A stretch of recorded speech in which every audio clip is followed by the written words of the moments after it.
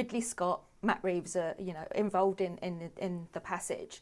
They obviously must have been quite a big influence for you to get involved. Yeah. But what else about this story made you want to be involved in it? The fantastic script written by Liz Heldon. This was something that Matt and Ridley were trying to develop as a film for a long time and couldn't crack the nut of how do we take the book, the first book, which is an epic tale, and how do we condense that into a 90-minute film. So fortunate for me, they decided to convert it and adapt it into a television series.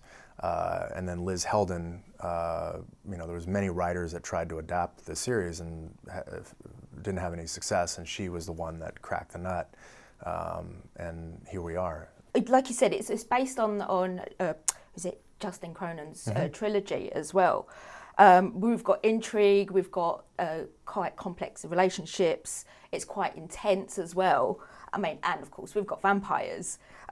Did you actually read any of the books before you went in, or did you go in cold? So I went in having read the script. Let me take that back. I think. I'm trying to think of how it all worked out. I know that before I met with Liz and the producers, I had read the first book. When we officially started talking about me being a part of the show. So I think I read the script first, then decided to read the books, obviously to get more backstory, and then officially met with the producers and writers to secure my spot. It's got quite a lot of detail in it as well. I mean, how is it filmed? I mean, obviously you might film, say, episode 10 first or whatever. No. It's linear. Okay, it's linear in the sense that we film episode 1 and then we move through until episode 10. And for fans of the book, they're like, well, what's first season going to be? First season is basically the first quarter of the first book. Okay. And we take, if you're a fan and you've read all 3 books, you'll notice that we take pieces of the third book that are relevant and insert them into the first season to sort of give you backstories on these characters. Because I think Justin, has 3 books that span 1,000 years, but there are 24 characters that remain through the storytelling, and we take their backstories and insert them into our story right up front, so that you know who these characters are. Yeah, I was actually which it takes 3 books for him to explain. Yeah. We sort of have to speed the process up just so that you can follow the story a little bit more. Like why was Project Noah developed? What is a viral? Who was that viral in his previous life? Or she? How did they get to this point? So we do that in the first season. Yeah, from what I've seen so far, I was actually quite surprised at how much you do cover it so early on, to be honest, considering there's a lot of detail. Try not to give any spoilers away. No, I know, but you're right. There's so much detail involved. And the original concept for us, because we've shot 2 versions of this pilot, and it's been a very long process trying to figure out exactly the story we want to tell, but the very first pilot sort of was bookended by the future, because people who are familiar with the book know that it jumps to 100 to 150 years into the future after an apocalyptic disaster. Now, when we first meet Brad, he comes across as he's quite a cold character. It doesn't feel like there's anything underneath. But he goes on his own little journey, doesn't he? Obviously, he's a bit of a hero, but he has his own personal journey as well. Can you tell us a little bit about that? Yeah, so you're right about the cold exterior. There was a tragic incident that happened in his life that we will find out through the course of the first season. With him and his ex-wife, Lila Wolgast, played by Emmanuelle Chriqui.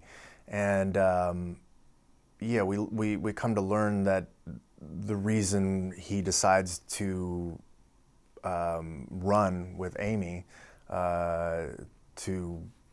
in what he thinks is saving her is because of what happened in his backstory, which we'll see. In the first season. Also, I've got to ask, does he ever smile, or does he have that mean and moody look all the way through? How many episodes have you seen? 3. Oh, he's not smiling in 3? No, I don't think so.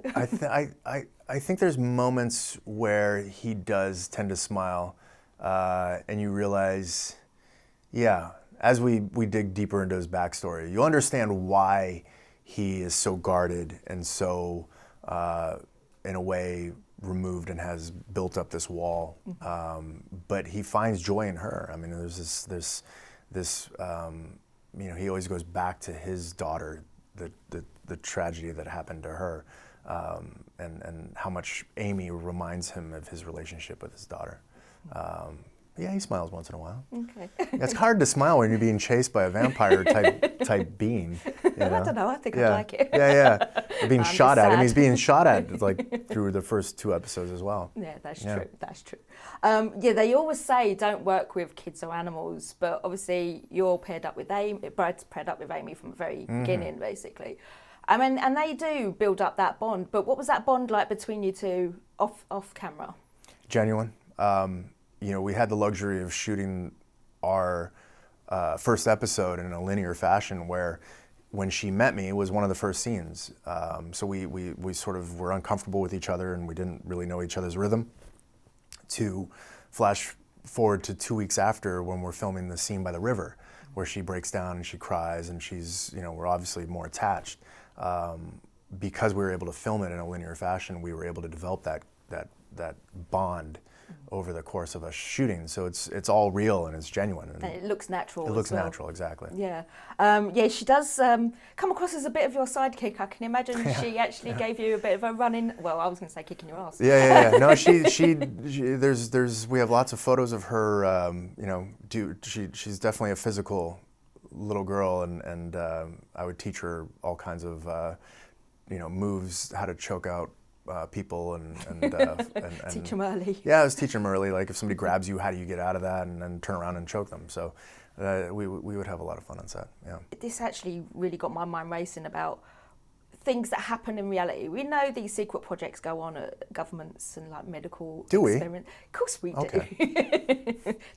Don't. You're just going to stay neutral. We're going to start a conspiracy theory. Yeah. But do you ever think that what happens in private in reality seeps into these fictional stories? I mean, is there a fine line between the truth or vice versa? Exactly.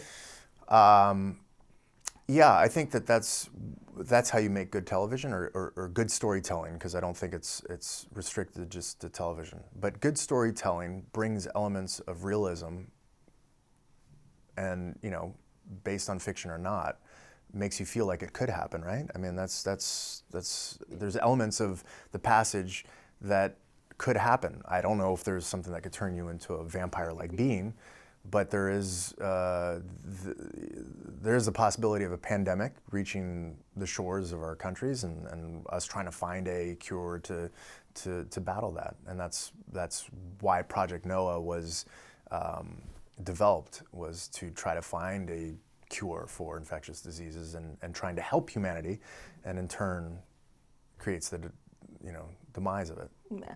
Okay, the agents and the medical staff, they don't actually come across as very nice people. They don't have any kind of moral values.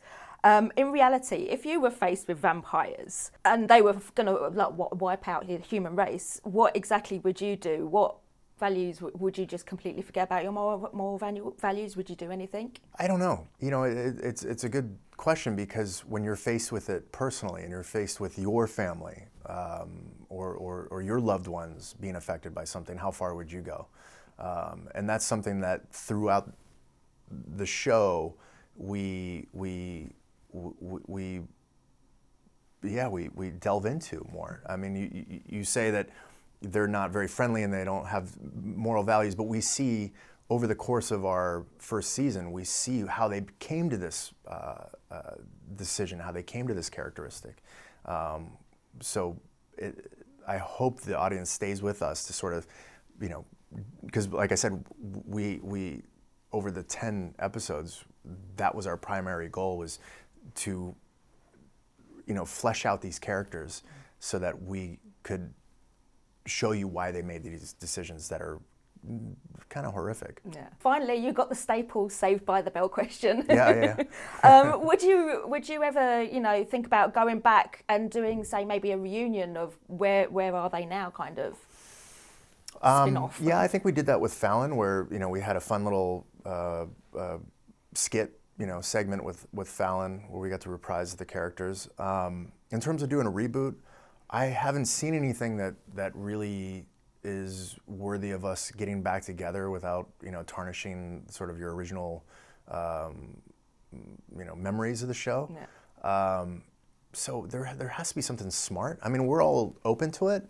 Like what they did with the Karate Kid, Cobra Kai. Yeah. I think that's brilliant. Yeah. If there's something similar to that, because you're taking these characters we were 30 years ago, and you're trying to make something up, and it's not like feel old. Yeah, right. Well, hate to break it to you. I'm only 3 years behind you. Yeah, right. But it's like we couldn't do a Fuller House. Yeah. Where you basically it's these kids growing up and they're doing the same thing. I mean, it's like, I don't know. I mean, all I'm saying is, if somebody comes up with a great idea, we'd be open to looking at it. I know that for a fact. Okay. But nothing has come down the pipes, which has kind of perked our interest. Okay. And would you ever go back to having that iconic blonde hair? Sure. Yeah, that was fun. I'd probably wear a wig instead of dyeing my hair, which, I now know isn't great for, men's hair. Yeah. Okay, thank you very much for talking to me. I appreciate it. Cheers, thank you. Thank you. Ladies and gentlemen, you're watching Hey You Guys! Hey You Guys, huh? Hey You Guys. Is that from the Goonies? It is indeed, yes. Nice. Hey